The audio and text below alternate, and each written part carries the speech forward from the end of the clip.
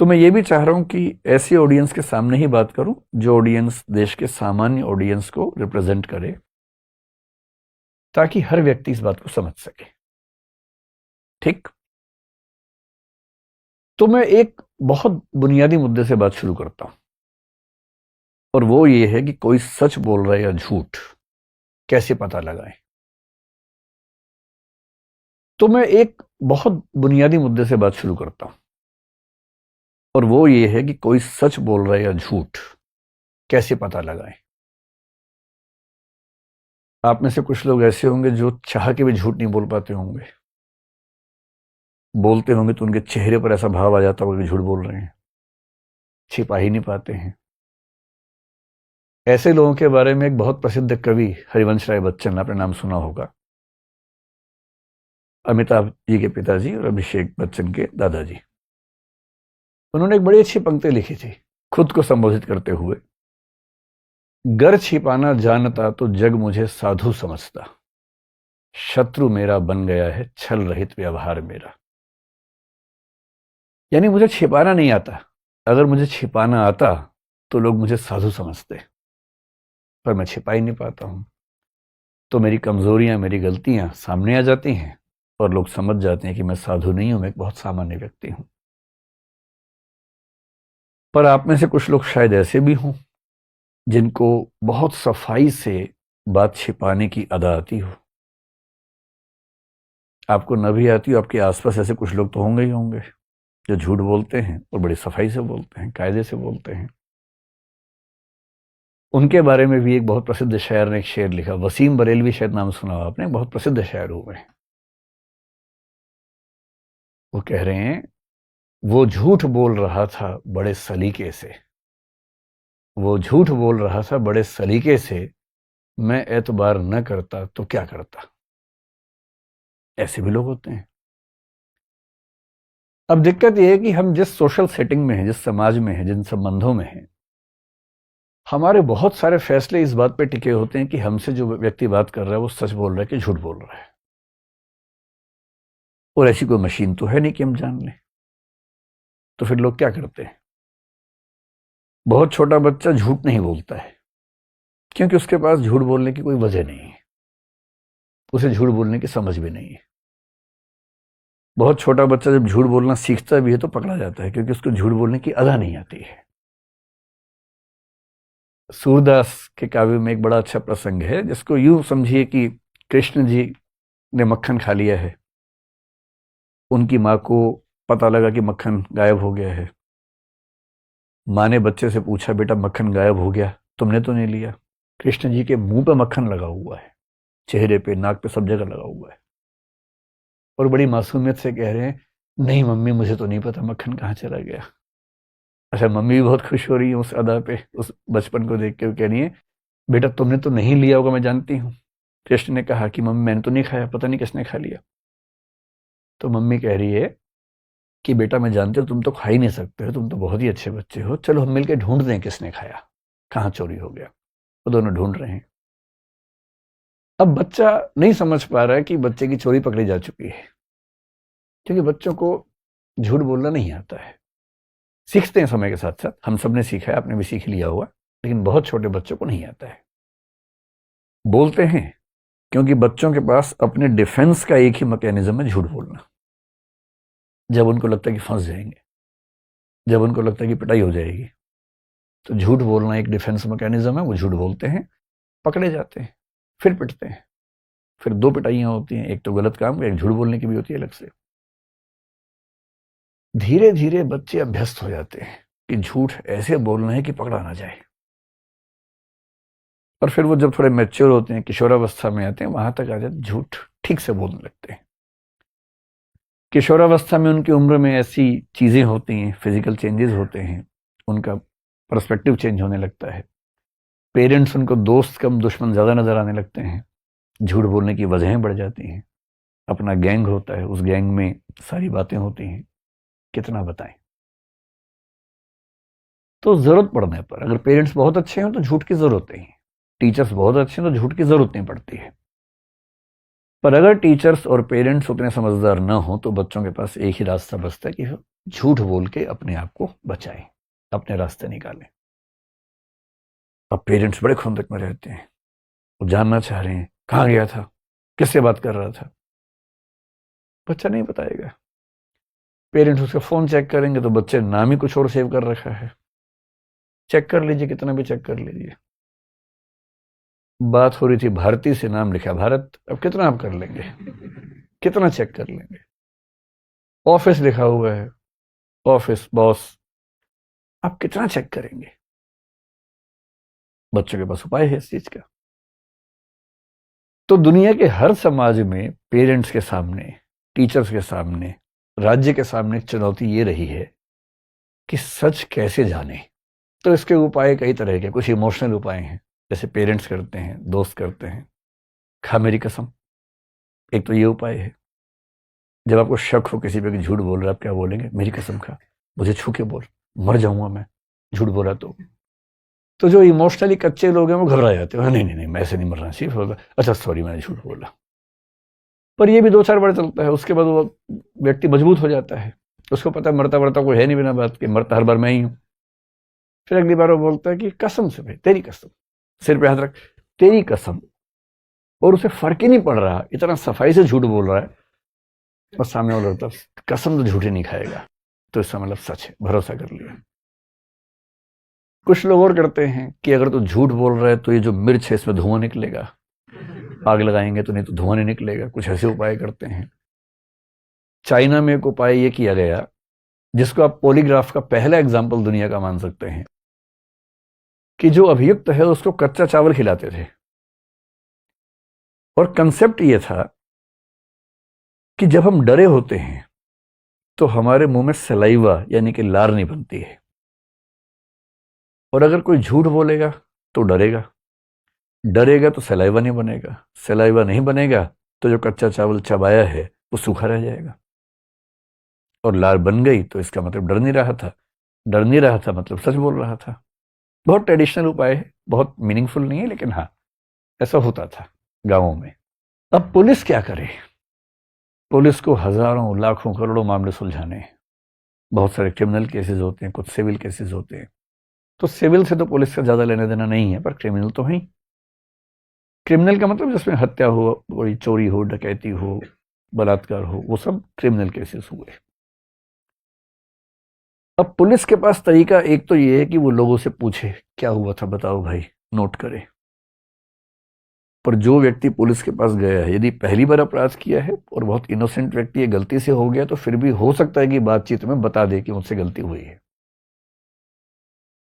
पर जो घाघ है, जो अभ्यस्त है, हैबिचुअल है, उसको अच्छे से पता है कि पुलिस कुछ भी पूछ ले, क्या बोलना है क्या नहीं बोलना है।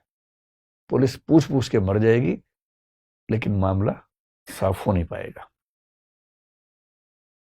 फिर पुलिस क्या करती है, पुलिस अपने तरीके पे आ जाती है, 3rd डिग्री, कह दिया अच्छा रुको, चलो जरा साइड में चलो, फिर उसको मार मार के या बिना मारे उतना दबाव बना के, फिल्मों में आपने देखा होगा कि एक पुलिस ऑफिसर इन्वेस्टिगेशन कर रहा है, पड़ोस के कमरे से आवाजें आ रही हैं, वो कुछ नहीं कर रहा। जब गया इन्वेस्टिगेशन पे तो अपने एक जूनियर को बोल के गया कि पड़ोसी कमरे से आवाजें आनी चाहिए बहुत तेज तेज, और बीच में आके ऐसे बोल देना जब मैं बात कर रहा हूँ। अब ऑफिसर बात कर रहा है कि भाई बता दे, कितना परेशान करेगा, बता दे। इतने में एक पुलिस वाला आता है कि सर वो साथ वाले की मौत हो गई। ये कहता है कैसे मरा, सर वो सवाल पूछे जवाब नहीं दे रहा था, ज्यादा मार दिया उसको, मर गया। फिर ये कह रहा है कोई बात नहीं, लाश दफना दो, किसी को बताना मत। फिर इसे पूछते हैं हाँ भाई बताएगा। हाथ नहीं लगाया है, टच भी नहीं किया है। फिर इतना सुनने के बाद बड़े बड़े लोग बता देते हैं, कई तो ऐसे भी कि ना भी किया तो भी बता देते हैं कि हाँ मैंने चोरी की थी भाई, 2 महीने जेल में रह लूंगा, कम से कम मरूंगा तो नहीं। तो ये भी खतरा होता है। और ऐसे बहुत जोक्स चलते हैं। एक जोक मैंने सुना था बहुत पहले, था तो भारत के 3 राज्यों के बारे में, तो मैं 3 देश कर देता हूं। विदेशों के बारे में बोलते रहिए, कोई दिक्कत नहीं है, देश के अंदर बोलना मुश्किल है। तो इमेजिन कीजिए कि जापान, चीन और नॉर्थ कोरिया में कंपटीशन है। एक व्यक्ति गुम हो गया है, उसे ढूंढना है पुलिस को। पहले जापान को चांस मिला, जापान ने 7 दिन लगा दिए। कैसे किया? सारे सैटेलाइट, उसका फोन ट्रैक किया और जो उसकी लोकेशन से वो सब ट्रैक करके फिर पूछताछ करके आखिरकार उसको ढूंढ लिया। करीब 6-7 दिन लग गए। चाइना ने कहा ये कोई तरीका हुआ, हम तो बहुत जल्दी कर देते हैं। फिर चाइना के पास केस गया, उसने 2 दिन में ढूंढ लिया। तो कैसे ढूंढा? जो आदमी गुम हुआ था उससे सारे रिश्तेदारों को उठवा लिया, और रिश्तेदारों को बंद करके इतना पीटा कि नहीं बताओगे तो मार देंगे। अंत में किसी ने बता दिया, ढूंढ के लिए 2 दिन में हो गया काम। फिर केस नॉर्थ कोरिया गया, नॉर्थ कोरिया ने 1 घंटे में सॉल्व कर दिया। कैसे किया? तो जो आदमी गुम हुआ था उसका नाम ली था मान लीजिए, तो ली गुम हुआ, कंप्लेंट हुई कि ली गुम हो गया है। ली की फोटो देखी, उसी शक्ल का आदमी ढूंढा एक और, उसको पकड़ा, खूब कस के पीटा। वो बोल तू ली है, बोल तू ली है, और 2 घंटे बोला हाँ मैं ली हूं, और कैमरे के सामने दिखा दिया कि ली पाया गया, इसकी शक्ल थोड़ी बदल गई है पर यह है ली ही, इसी से पूछ लो। वो बोला हाँ मैं ली हूं, क्योंकि उसको पता वरना पीटूंगा और ज्यादा। तो इन्वेस्टिगेशन के प्रोसेस में 3rd डिग्री का मतलब ये होता है कि किसी को मार पीट के या बिना मारे पीटे ऐसा दबाव बना के जिस दबाव को वो झेल ना पाए। कभी कभी ये भी होता है कि पड़ोस की जगह से आवाज ये नहीं आती कि मर गया, फिर क्या होता है किसी से पूछने की, देख भाई बता दे। कह रहे सर मैंने कुछ किया ही नहीं। चल कोई बात नहीं। इतने में एक आदमी आके बोलता है कि सर इनके पेरेंट्स को और बच्चों को उठवा लिया है, क्या करना है? और वो जो सुल्तान नाम का कसाई है उसके पास भेज दिया है, मरवा दें अभी रखना जिंदा शाम तक। अब ये कह रहा है कि 1 घंटा रुको भी फिर देखते हैं। ये कह रहा भाई बता दे, नहीं बताएगा। फिर उसको बोलता है यार 1 घंटे में अगर ये बता दे तो ठीक है, वरना पूरा खानदान साफ कर देना। करेगा नहीं, लेकिन उस समय उस व्यक्ति को लगता है कि मैं खत्म, परिवार खत्म। पुलिस को शौक नहीं है ये सब करने का। पुलिस के ऊपर दिक्कत ये है कि इतने केसेस हैं, सॉल्व ना करे तो टीवी चैनल अखबार पीछे पड़ जाते हैं कि कैसी पुलिस है, कोई काम नहीं करती है। सॉल्व करने के जो वैध तरीके हैं वो उनके लिए बहुत यूजफुल नहीं है, दबाव उनके ऊपर बहुत ज्यादा है। और इस वजह से एक संकट हमेशा रहता है कि हम किसी आरोपी से, किसी एक्यूज से, किसी गवाह से सही बात कैसे पूछें। और 20th सेंचुरी में, 19th सेंचुरी के अंत से कहना चाहिए, कमाल होना शुरू हुआ तकनीक के क्षेत्र में।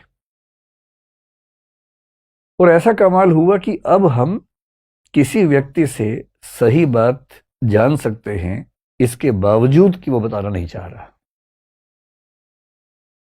और ऐसी तकनीकें बहुत सारी हैं। 3 प्रमुख तकनीकें हैं जिन पर आज हम बात करेंगे। उनमें से एक तकनीक का नाम है पॉलीग्राफ, एक का नाम है नार्को एनालिसिस, और एक का नाम है ब्रेन मैपिंग।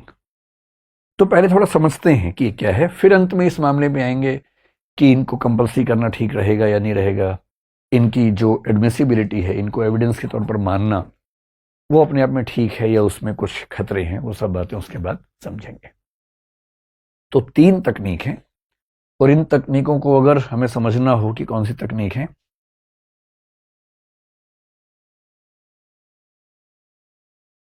एक शब्द है जिससे हम बात शुरू करेंगे, उसको बोलते हैं डीडीटी। डीडीटी सुनते ही आपको बचपन वाला याद आ गया होगा अपना, है ना? ये वो डीडीटी नहीं है, इसको बोलते हैं डिसेप्शन डिटेक्शन टेक्निक। डिसेप्शन मैं उम्मीद कर रहा हूं कि आप समझ पा रहे होंगे, डिटेक्शन भी समझ पा रहे होंगे, और टेक्निक तो खैर कोई बात ही नहीं है। डिसेप्शन का मतलब है धोखा, कि आप कुछ छिपा रहे हैं, झूठ बोल रहे हैं या सच नहीं बोल रहे हैं। डिसीव करना, धोखा देना। डिटेक्शन का मतलब है पहचान लेना, और टेक्निक मतलब तकनीक।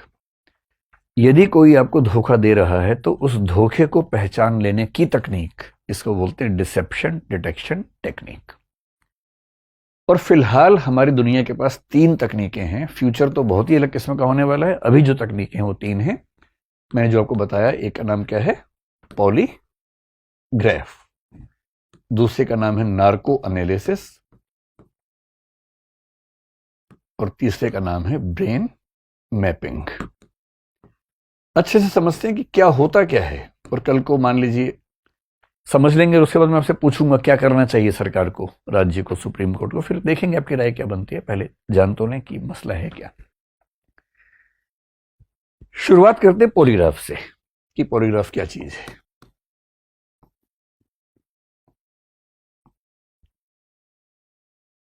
पॉलीग्राफ के लिए एक शब्द आपने और सुना होगा, उसको बोलते हैं लाई डिटेक्शन टेक्निक। कभी आपने सुना है कि झूठ पकड़ने वाली मशीन होती है कुछ, लाई डिटेक्टर, तो लाई डिटेक्टर को ही बोलते हैं पॉलीग्राफ। पॉलीग्राफ उस मशीन का नाम है जो झूठ पकड़ती है, इसलिए सामान्य भाषा में बोलते हैं झूठ पकड़ने की मशीन या लाई डिटेक्टर। अगर आपको थोड़ा सा और समझना हो इस मामले में, तो आप एक फिल्म 2010 में आई थी, हिंदी की ही, उस फिल्म का नाम था राइट या रोंग। आप में से कितने लोगों ने ये फिल्म देखी है? बस 3 लोगों ने देखी है। चलिए देख लीजिएगा इसी बहाने। यह फिल्म लगभग पूरी तरह से इसी टेस्ट पे बेस्ड है। सनी देओल इसमें एक कैरेक्टर है जिसके ऊपर टेस्ट किया गया और टेस्ट फेल हो गया।